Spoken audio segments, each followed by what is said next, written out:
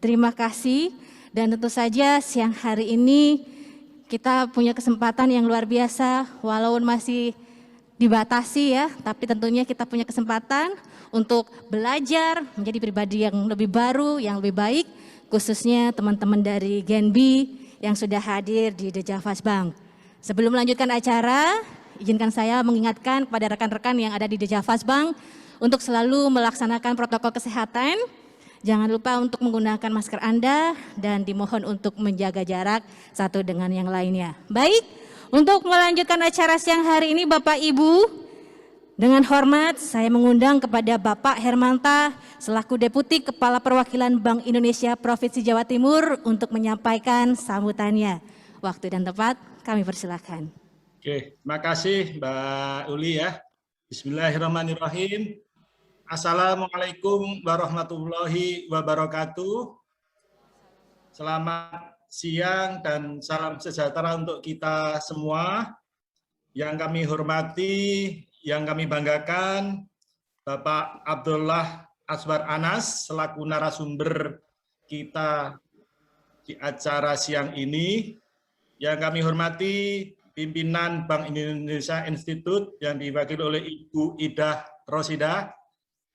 Yang kami hormati para Bapak-Bapak Ibu, Kepala dan Pimpinan Kantor Wilayah Bank Indonesia seluruh Indonesia. Yang kami hormati moderator acara, Mbak Uli. Kemudian yang kami hormati dan kami banggakan, tentu saja para peserta kegiatan Zoom Workbook Day KPW Jatim dan BINS ya. Wabil khusus Bapak Ibu, ini kita banyak kedatangan tamu dari para generasi milenial, jadi Gen B, generasi baru Indonesia. Ya. Puji syukur kita panjatkan kehadiran Tuhan Yang Maha Esa bahwa di siang ini kita masih bisa diperketemukan dalam tatap muka maupun secara virtual dalam keadaan sehat dan baik.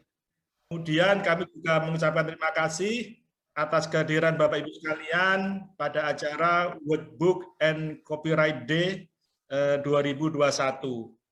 Bapak Ibu sekalian, kalau kita menyitir pada beberapa hasil penelitian tentang ranking literasi ya, ini kami menemukan cukup prihatin ya untuk minat baca Indonesia itu ternyata lumayan rankingnya lumayan jauh dengan negara-negara yang sudah maju dan minat bacanya tinggi ya. Ini kita hanya menduduki ranking kalau 60 negara di ranking itu ya kita deket-deket ke sana. Nah ini tentu saja merupakan kondisi dan situasi yang sangat memprihatinkan karena bagaimanapun juga buku ini adalah jendela untuk melihat dunia.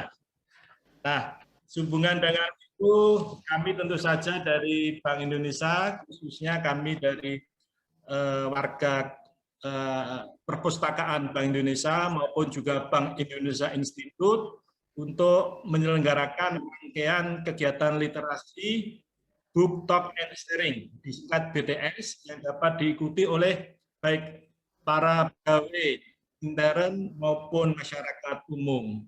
Nah, penyelenggaraan Book Talks and Sharing ini merupakan juga dari perayaan tahunan yang diadakan oleh UNESCO untuk mempromosikan peran dan minat membaca dan tentu saja adalah hak cipta. Nah, untuk peringatan kali ini kami dari Bank Indonesia mengambil tema sharing, caring, and learning in the digital era, karena selama periode tanggal 8 sampai 9 April ini kami Bank Indonesia akan membedah sebanyak 11 buku inovatif dan inspiratif Indonesia. Nah, salah satunya ke-11 buku itu adalah buku karya Bapak Abdullah Azwar Anas, Bupati Banyuwangi periode 2010-2020 yang berjudul anti mainstream marketing. Nah, luar biasa nih Pak Bupati. Nah, buku ini tidak semata-mata bercerita tentang biografi beliau, namun juga didukung oleh theoretical framework yang kuat sehingga meyakinkan bahwa inovasi yang terjadi di Banyuwangi itu tidak hanya sekedar keinginan tapi sebuah proses yang direncanakan dengan baik sehingga Banyuwangi sekarang ini dikenal sebagai destinasi wisata terkenal dunia.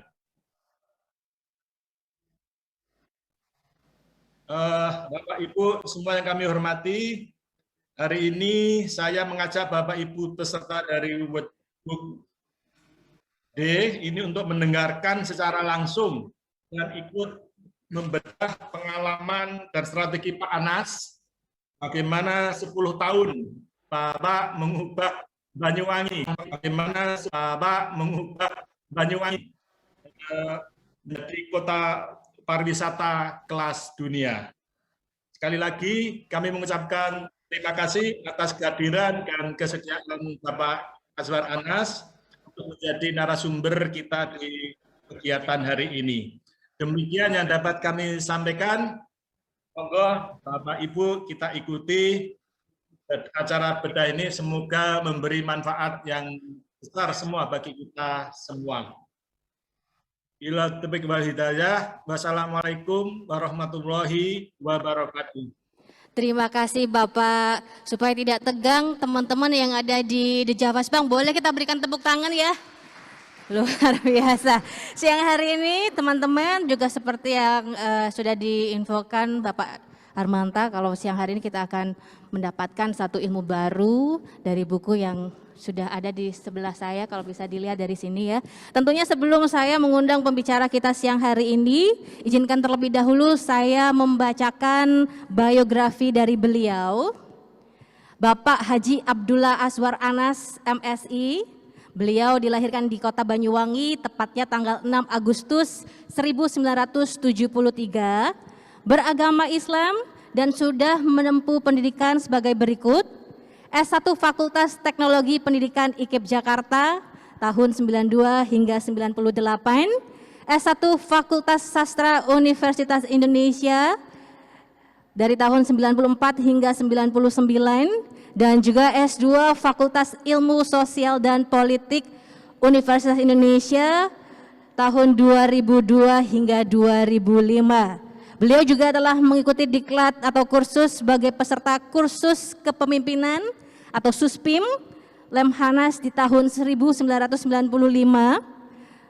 Transforming Leaders in Indonesia di Harvard Kennedy School USA pada tahun 2011 dan juga study mission di Institute of Public Administration Canada atau IPAC di tahun 2011. Beliau memiliki riwayat pekerjaan selaku Bupati Banyuwangi dari tahun 2010 hingga 2021. Beliau juga Ketua Apkasi dari tahun 2019 hingga sekarang. Wira swasta bidang agrobisnis dari tahun 2008 hingga sekarang. Beliau juga anggota DPR RI, MPR RI tahun 2004 hingga 2009 dan juga anggota MPR RI dari tahun 97 hingga 99. Beliau juga sudah mengeluarkan buku, diantaranya ada Inovasi Banyuwangi, Jalan Terpendek Menuju Layanan Publik Prima, Creative Collaboration, 10 tahun perjalanan transformasi Banyuwangi, dan tentu saja buku luar biasa yang akan kita bahas pada siang hari ini, yaitu Anti Mainstream Marketing, 20 Jurus Mengubah Banyuwangi. Rekan-rekan KNB boleh ya diberikan tepuk tangan untuk menyambut pembicara kita siang hari ini, Bapak Anas. Apa kabar Bapak? Kita sapa dulu. Baik. Sehat ya Pak ya? Sehat. Luar biasa. Baik, teman-teman yang ada di The Javas Bank dan juga dimanapun Anda berada Bapak Ibu, nanti akan ada sesi tanya jawab, jadi mungkin kalau Bapak Ibu ada pertanyaan boleh ditulis terlebih dahulu, nanti setelah Bapak Anas menjabarkan isi dari buku ini, Anda diperbolehkan untuk bertanya. Baik, untuk waktu dan tempat, saya silahkan Bapak. Baik. Assalamualaikum warahmatullahi wabarakatuh. Selamat siang, salam sejahtera bagi kita semua. Bismillah, alhamdulillah, wala hawla wala quwwata illa billah. Terima kasih teman-teman. Kepala Bank Deputi Kepala Bank Indonesia Wilayah Jawa Timur yang tadi telah memberikan pengantar, Mbak Moderator. Saya hari ini ada di kantor Akasi di Jakarta, di Jalan Sudirman. Kami baru saja sampai karena menyiapkan musyawarah nasional Akasi yang hari Jumat besok akan dibuka oleh Bapak Presiden di Istana Bogor. Teman-teman sekalian dan seluruh peserta webinar pada kesempatan ini, saya ingin bercerita tentang lebih praktis cerita dari Banyuwangi. Dan saya kira yang bergabung dalam kesempatan ini banyak teori tentang pemasaran dan lain-lain.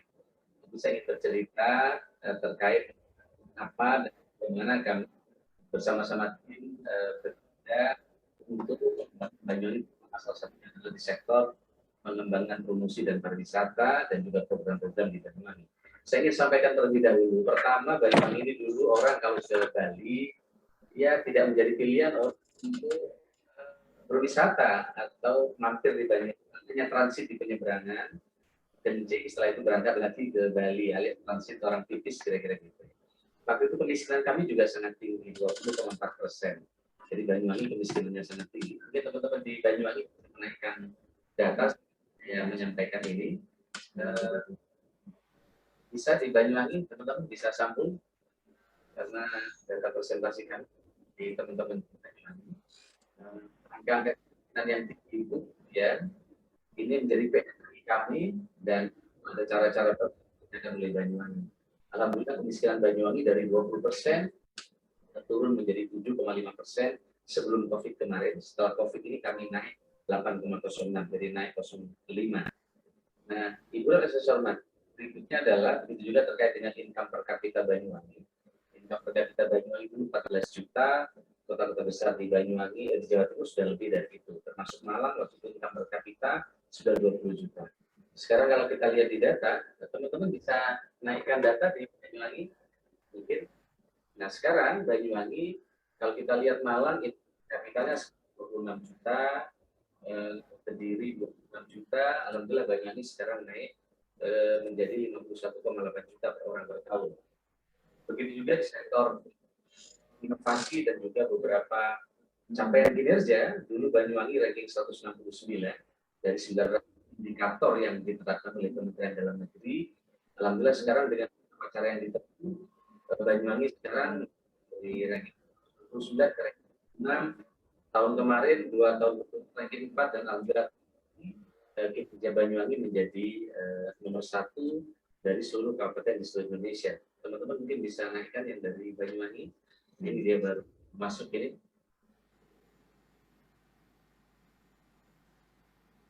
Ya, bisa dinaikkan teman-teman yang dari.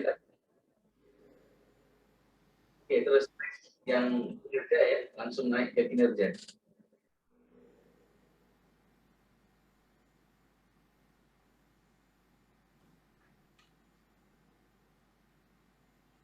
Silakan. Baik. Saya langsung juga Ibu dan Mbak sekalian saya hormati, ini adalah cerita kecil apa yang telah dicapai oleh daerah ini. Tentu ini tidak perlu ada dukungan, perlu ada kerja keras. Wisatawan ke Banyuwangi dulu 491.000 orang 2010 dengan strategi anti mainstream marketing sebelum COVID naik menjadi 5,3 juta orang wisatawan di Banyuwangi. Begitu juga PDRB Banyuwangi dari 32 triliun terakhir menjadi 8 triliun. Ini adalah nah, Ibu dan Mas hormati tentu tidak menggunakan cara-cara biasa di tengah anggaran terbatas. Banyuwangi tidak punya uang yang cukup untuk pasang iklan di TV, tidak punya uang untuk pasang billboard di bandara-bandara. Tentu itu perlu ada strategi karena Banyuwangi tidak begitu menjadi daerah yang cukup strategis. Sehingga dengan demikian perlu ada cara-cara. Maka kami menulis buku cerita-cerita kami ada 7 strategi. Teman-teman bisa dinaikkan. Nah, ini kalau kita lihat anggaran Banyuwangi sangat terbatas. Ini kita lihat yang hijau ini adalah peta provinsi kabupaten yang sangat anggarannya triliun. Sementara luasan kabupaten yang sama bersama dengan 5 kabupaten di Mataraman yang anggarannya 12 triliun. Nah, tentu ini perlu ada strategi bagi daerah-daerah. Saya kira semua unit organisasi, teman-teman yang memegang organisasi itu pasti banyak keterbatasan, mulai SDM, anggaran, dan lain-lain. Nah, oleh karena itu, kami menulis buku ini untuk membuat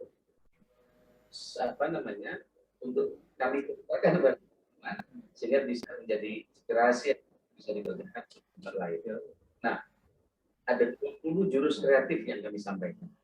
Nah, tentu yang pertama memang kita perlu ada skala prioritas. Mungkin teman-teman langsung ke kantong-kantong itu yang dari Banyuwangi bisa ditampilkan yang 7 jurus strategi, 6 inovasi, dan 7 kepemimpinan. Teman-teman bisa naikkan itu di Banyuwangi. Ya.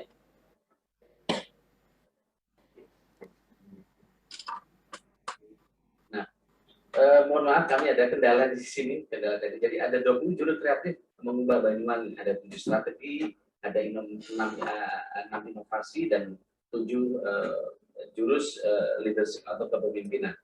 Nah, ada banyak cara yang kami tempuh di Banyuwangi. Nah, selama ini ada banyak sekali tantangan yang dimiliki oleh daerah untuk berani memulai sesuatu yang belum pernah dikerjakan. Maka kami membuat strategi waktu itu. Setiap dinas adalah dinas pariwisata, karena waktu itu pariwisata bagi kami menjadi umbrella untuk menggerakkan beberapa sektor yang lain. Nah, sehingga waktu itu karena kami membuat strategi semua dinas adalah dinas pariwisata, maka kita harus fokus. Karena kita tidak mungkin semua menjadi prioritas, sehingga kita harus punya skala prioritas. Maka kemudian hampir semua kebijakan di Banyuwangi kita dorong ke sektor pariwisata. Nah, ketika kami mendorong pekerjaan ini, banyak orang kritik, wah kalau itu berlibur terus, dinas-dinas tidak bekerja. Bukan itu maksudnya, tetapi ketika program ini kita gerakkan, semua terlibat. Bahkan kegiatan yang kita gelar ini menjadi umbrella untuk mendorong agar ego sektoral antar dinas itu menjadi lentur, menjadi lebur. Sehingga dengan demikian, maka banyak event-event yang kami gelar di Banyuwangi menjadi sarana mengkonsolidasi sekaligus menjadi sarana untuk promosi bagi Banyuwangi. Nah, begitu juga beberapa event-event yang dikerjakan di Banyuwangi.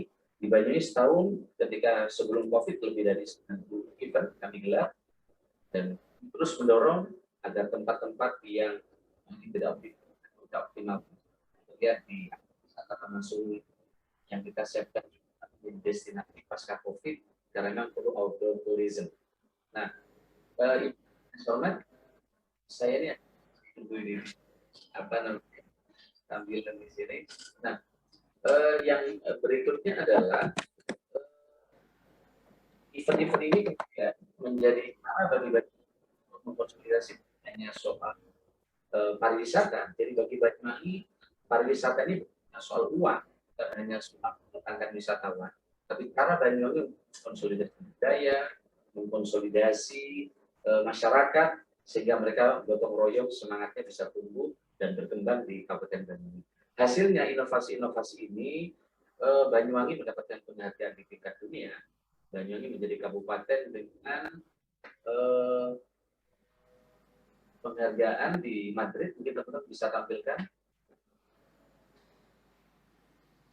Maaf, saya di sini agak tidak konsep karena agak ada soal teknis di tempat kami di sini.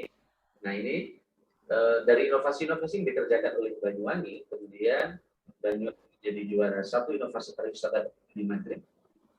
Dan kami mendapatkan reward 20 miliar untuk program inovasi pariwisata ini.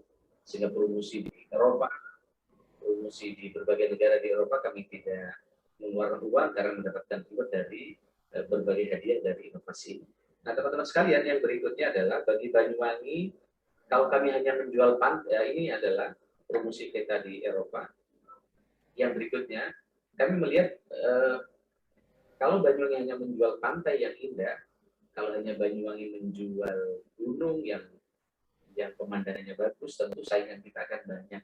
Maka oleh karena itu Banyuwangi salah satu caranya adalah kami melakukan inovasi-inovasi dan terobosan-terobosan agar orang mau datang ke Banyuwangi. Dan kami lihat ada biaya perjalanan dinas setiap tahun kementerian dan lembaga itu yang jumlahnya sangat besar, tetapi menurut saya ini adalah fixed income yang bisa dikelola, yang bisa dorong. Sorry, ini saya kan saya lihat sini. Baik, jadi ini yang bisa mendorong orang untuk datang ke daerah termasuk ke Kabupaten Banyuwangi.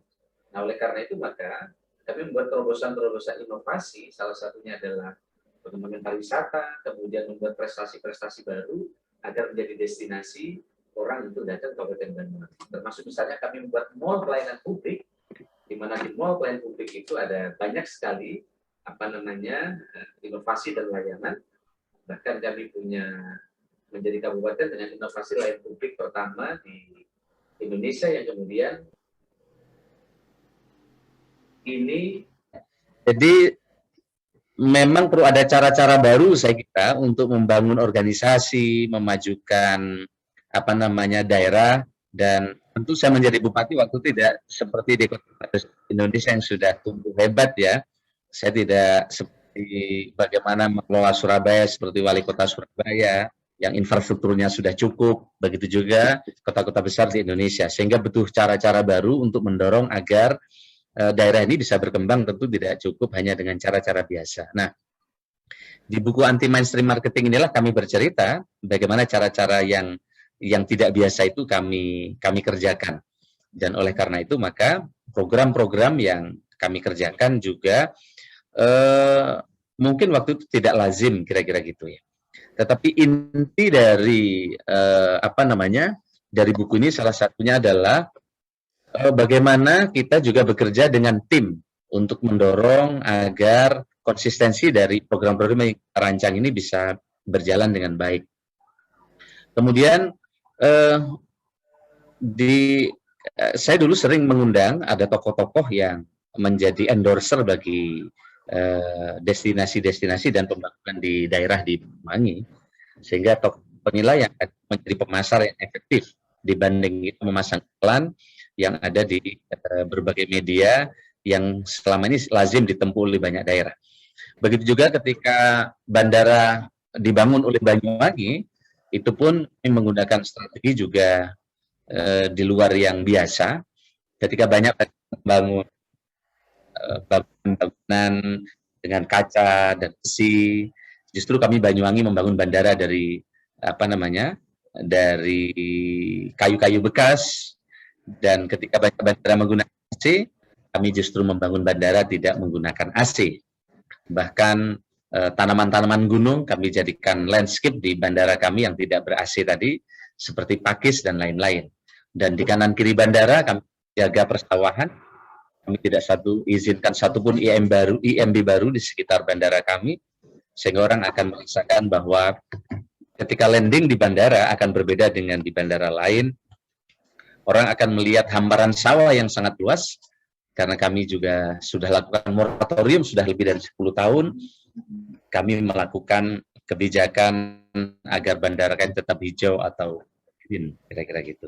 Saya kira ini mungkin cerita-cerita kecil. Kalau ada yang disampaikan, ditanyakan kepada saya, mungkin nanti akan saya jawab. Terima kasih. Baik Bapak Arnes, terima kasih untuk inspirasinya siang hari ini. Dimohon untuk tetap tunggu ya Bapak, karena rekan-rekan Gen Bisnis ini sudah mencatat. Tadi sudah ingin langsung bertanya sama Bapak Arnes. Boleh? Oke, yang di belakang boleh berdiri? Diperkenalkan terlebih dahulu namanya ya.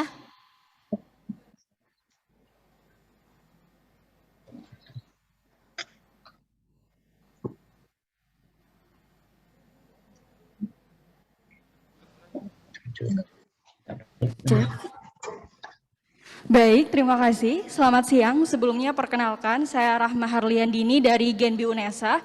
Ingin menanyakan Bapak, di sini kan terdapat 20 jurus jitu tentang bagaimana sih kita membranding daerah kita.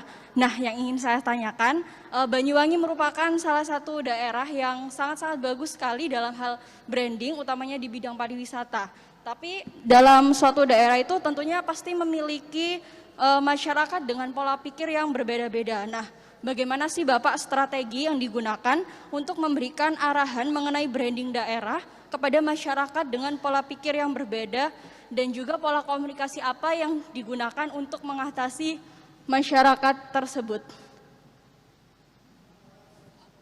Baik Bapak Anas, jadi pertanyaannya mungkin bagaimana cara membranding dan mensosialisasikan, mengajak masyarakat ini supaya memahami gitu ya, visi dan misi dari branding yang sedang dikerjakan. Iya, karena yang banyak terjadi di masyarakat sekarang kan banyak sekali daerah-daerah yang memiliki potensi pariwisata yang bagus, tapi sedikit dari masyarakatnya itu tidak memahami potensi yang ada di daerahnya situ. Tapi dari Banyuwangi sendiri, saya tuh ada teman dari Banyuwangi, setiap hari waktu zaman kuliah offline, dia tuh kayak cinta banget gitu sama Banyuwangi. Sampai saya pikir ini gimana sih cara brandingnya sampai masyarakatnya itu memiliki rasa cinta yang teramat di Banyuwangi. Seperti itu. Terima kasih. Terima kasih. Jadi Bapak Anas gimana caranya untuk mensosialisasikan branding seperti itu ya Pak ya. Supaya masyarakatnya ini lebih open minded seperti itu.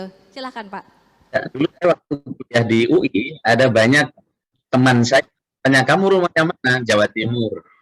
Jawa Timur mana? Malang, ada bilang Jember. Setelah saya tanya lagi, ternyata rumahnya Banyuwangi. Nah, waktu itu dia tidak bangga dengan daerahnya. Bagi saya ini problem serius. Ada anak muda, tidak bangga, malu, kadang mengakui. Karena di Banyuwangi waktu itu terkenal masih klinik. Jadi kalau ketemuan ngaku anak Banyuwangi waktu itu ya kadang perlu waktu kira-kira gitu. Karena image-nya waktu itu masih kurang bagus. Nah, ini ketika saya memimpin tantangan buat saya. Karena PR yang paling efektif adalah ketika rakyat, customer internal itu menjadi penting. Ya, kalau perusahaan itu, kalau customer internalnya bagus, maka promosinya itu akan sukses. Nah, kalau di Banyuwangi, customer internal itu rakyat. Nah, sehebat apapun PR kita keluar, tapi kalau rakyatnya, anggota organisasi tidak bangga dengan daerahnya akan menjadi masalah. Nah, oleh karena itu di awal-awal, kami bagaimana menyampaikan kepada masyarakat kelebihan-kelebihan dan juga program-program yang kita kerjakan untuk melibatkan masyarakat. Jadi kekuatan di Banyuwangi salah satunya adalah kekuatan pelibatan rakyat. Nah, rakyat ini yang terlibat dan kemudian dia karena merasa dilibatkan, merasa bangga dan kemudian Banyuwangi terus mendapatkan prestasi yang itu kemudian orang semakin bangga dengan daerahnya. Bayangkan siapa sangka kita di Madrid di depan 180 negara ada acara PBB, tiba-tiba Banyuwangi bisa mengalahkan Brazil, Puerto Rico, dan negara-negara di Asia Pasifik menjadi kabupaten atau local government inovasi pariwisata yang diakui dunia dan kita mendapatkan penghargaan. Nah, dari si penghargaan-penghargaan inilah rakyat Banyuwangi semakin bangga dan kemudian dia semakin percaya diri dan kemudian mereka terlibat. Kalau dulu orang ke Banyuwangi harus naik bis, itu pun bis patas nggak ada sampai Banyuwangi, Lorena itu sampai Jember. Dan ke Banyuwangi itu juga waktu itu butuh perjalanan sampai 8 jam dari Surabaya. Tiba-tiba sekarang ada pesawat Airbus Garuda dari Jakarta direct ke Banyuwangi. Dan sekarang sudah ada international airport dari Banyuwangi ke Kuala Lumpur misalnya.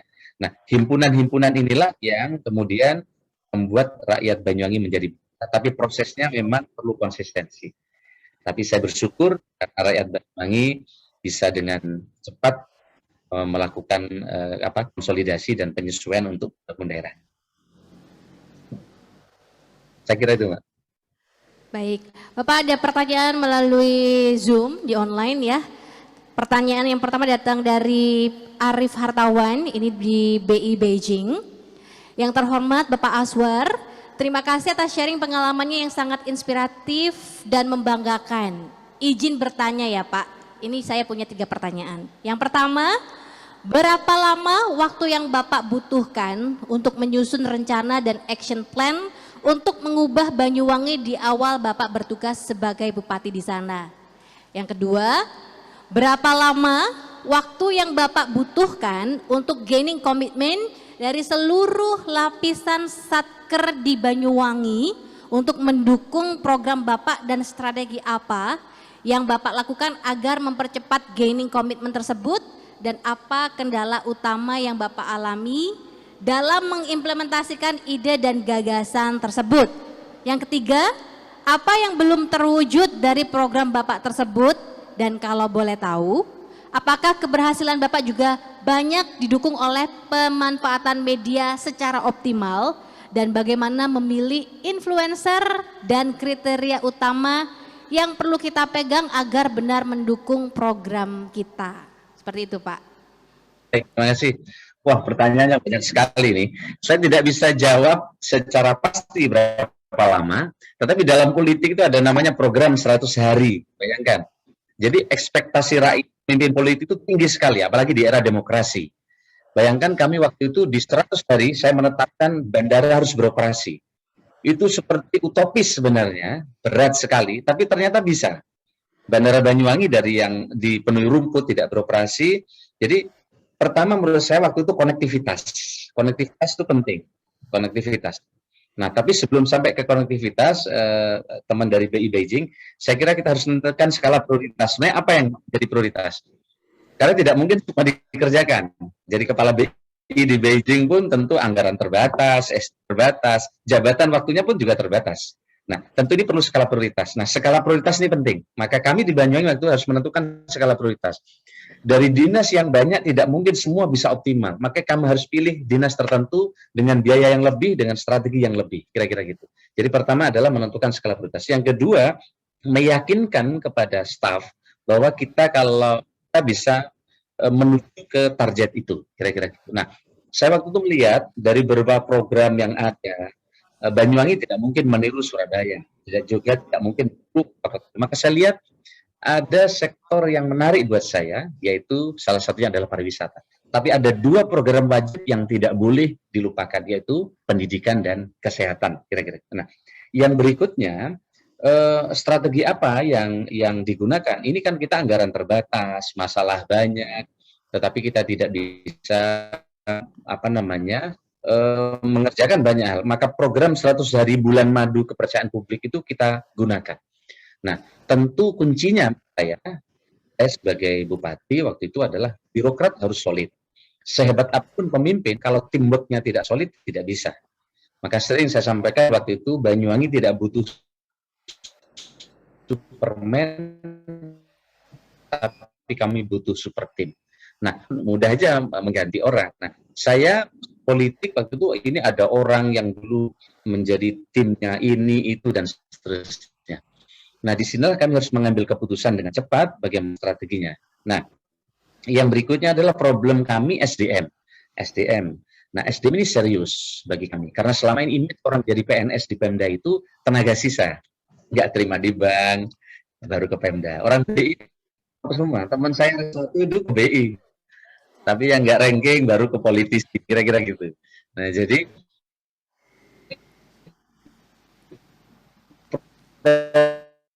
problem SDM di birokrasi ini menjadi sangat sangat serius. Nah, syarat untuk jadi PNS di Banyuwangi itu. Nah, itu lagi ya.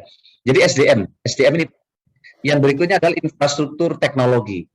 Nah, sejak tahun pertama kami menetap infrastruktur bagi Banyuwangi itu bukan hanya jalan, jembatan, bandara dan pelabuhan, tapi teknologi. Maka sejak awal program PNS kami menggunakan sistem CAT di mana tidak ada memo dan lain-lain. Sejak awal kami meyakini bahwa SDM ini kunci utama. Yang berikutnya adalah teknologi. Kami 189 desa sudah terhubung dengan fiber optik, sehingga konsolidasi pelayanan publik kami bisa lebih cepat, lebih masif, dan ini menjadi syarat dari program yang kita kerjakan. Nah, tentu ini tidak mudah memulainya, tetapi kami waktu itu meyakini bahwa kalau menunggu desa yang melek teknologi, kami perlu lama bertransformasi, maka momentum dana desa ini kami gunakan untuk melakukan konsolidasi dan transformasi teknologi dengan cepat. Bagaimana caranya?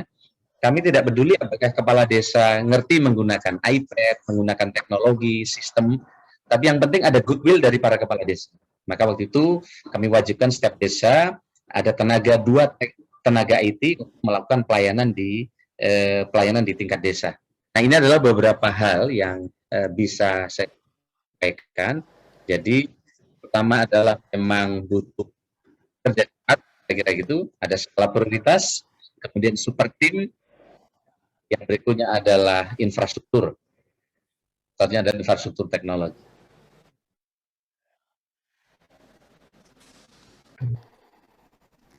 Datang dari Tiara. dari BI Tasikmalaya. Izin bertanya Bapak, berbagai penghargaan di tingkat nasional hingga internasional mampu diraih Banyuwangi. Banyak sekali program-program inovatif yang bisa menjadi cermin untuk daerah lain. Perekonomian kita saat ini. Silakan Pak. Ketika musim pandemi di awal, Banyuwangi tiba-tiba masuk 5 besar cari terbesar yang diinginkan oleh netizen untuk didatangin. Dan cara-cara inilah yang cara-cara keroyokan di mana di semua dinas untuk mengontrol agar protokol kesehatan bisa berjalan dengan baik. Ini adalah salah satu cara yang kami kerjakan. Kemudian kami menggunakan dengan hybrid konsep untuk pengerjaan pariwisata. Ini adalah pasca COVID di awal waktu itu, Banyuwangi masuk ranking 3 setelah Bali, Jogja, baru Banyuwangi. Ini survei dari Traveloka. Ini karena langkah-langkah anti mainstream waktu itu ketika kami menangani penanganan COVID di awal, di mana kami sudah terintegrasi ketika melakukan pendataan orang-orang yang masuk ke Kabupaten Banyuwangi. Saya kira ini mungkin Mbak di Kabupaten Banyuwangi. Terima kasih Bapak untuk waktunya, untuk ilmunya hari ini. Semoga benar-benar bisa kita bergas. Sekali lagi terima kasih untuk Bapak Anas. Boleh kita berikan tepuk tangan sekali lagi. Rekan-rekan Genbi yang ada di The Javas Bank.